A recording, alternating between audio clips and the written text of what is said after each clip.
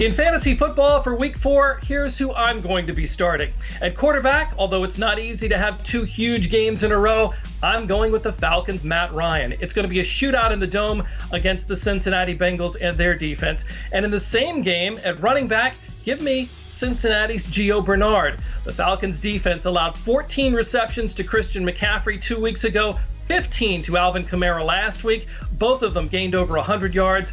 I think Gio could join that group as well. At wide receiver, another Monday night shootout, this time with the Chiefs and Denver Broncos. Give me Denver's Emmanuel Sanders, who's the number 6 fantasy wide receiver.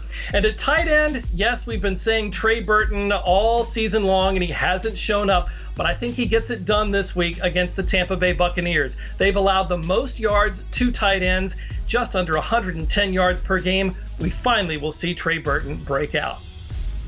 The guys I'm putting on my bench start with quarterback Andrew Luck. There are still questions about his arm strength, and he faces a Houston Texans defense that will apply the pressure big time.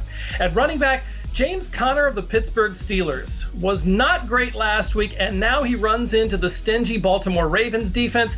I think this is the week the Steelers realize how much they miss Le'Veon Bell. At wide receiver, Will Fuller of the Texans. He's so touchdown dependent, and this time he faces a Colts secondary that's allowed just 2 touchdowns to wide receivers and the second fewest fantasy points. At tight end, I'm sitting George Kittle of the San Francisco 49ers. With Jimmy Garoppolo now done for the season, it limits the big play possibilities that Kittle has.